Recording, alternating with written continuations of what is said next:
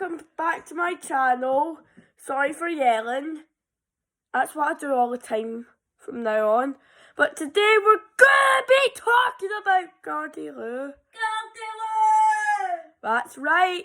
You might get poo dumped on you if you're walking down the street in the 17th century Edinburgh. Now, people ran saying poop can be thrown at 10 p.m. or 7 a.m. And before throwing the poo, you were supposed to yell out, Gardyloo! Gardyloo! Warning toads below.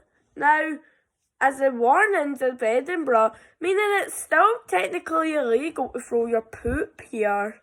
Now, it happened because it's illegal to throw poo. And it was a cry out. So thanks for watching and subscribe to my channel. I'll be making long videos soon for 5 minutes. Subscribe!